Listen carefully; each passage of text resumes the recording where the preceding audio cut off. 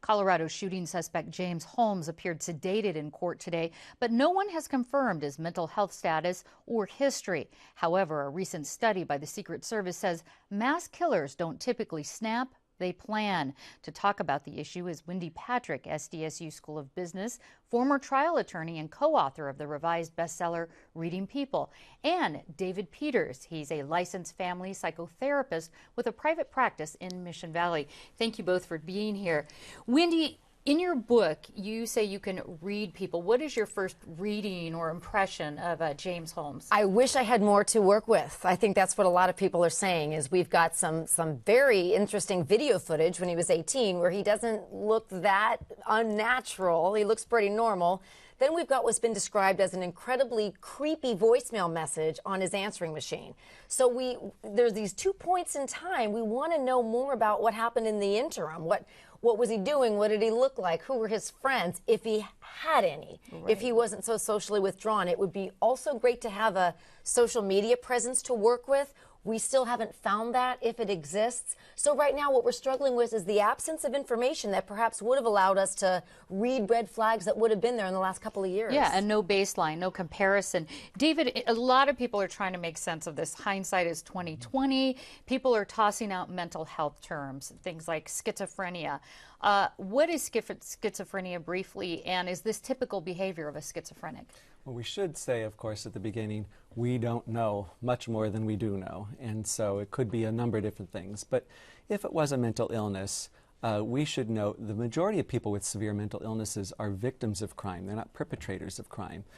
In some rare instances, yes, someone who is experiencing delusions, paranoid delusions, could be motivated, if they had auditory hallucinations telling them to do so, they could be motivated toward violence. So with schizophrenia, you have someone who over time becomes more socially withdrawn. They don't enjoy social interaction. If it's paranoid schizophrenia, they would have a delusion that maybe they are special, maybe they're Jesus, maybe they're a prophet or something, or maybe they're the Joker in this case. And they would have perhaps auditory hallucinations, command hallucinations, which tell the person, the voice in their head tells them to do certain things. But that's really slim. It's like a 99 to 1%. It's very small percentage of schizophrenics who have this type of... Yes, by and large, someone who's suffering schizophrenia is more a victim of violence on the street than they are a perpetrator of violence. All right. Definitely. I was going to say, so Holmes' mother is reported as saying, ABC News called her, and she said, yes, you've got the right person when she was first told about these shootings. I'm going to ask you both this first. Wendy, what does that say to you? Can you imagine if the police showed up at your house and told you that your son or daughter had done something like this, what your first reaction would be? It is absolutely stunning and telling that her first reaction was, you've got the right guy. It tells us that this is a problem that's been going on for quite some time. It's a complicated issue. You can't just look at social isolation, or we'd be pointing fingers at all kinds of people that exhibit some of those signs. But whatever it is that she observed, you talk about change of behavior over time. Obviously, there were some serious red flags going on back since the last time she had contact. Because of that comment, David, what do you think? Yes, I can only imagine the sadness and the horror this woman experienced. This was ABC News calling her saying, we've identified you as the mother of this gentleman, and could you comment? And she said, yeah, you've got the right guy. So she knew something was going on. And what happens, this gentleman's not a small child. He's over 18. Right. So she's stuck with knowing that he's ill, or he's disturbed, he's not responding to her phone calls maybe. Maybe he stopped taking his medications and she knows that, and she's praying for him. But here's a situation where she knows it's going downhill fast, and then she finds out what has happened. It's a terrible tragedy for her and the family. Very sad. We have less than a minute left. I wanted to ask you both if you could just name me a couple of top red flags, somebody who might act out violently, they haven't yet.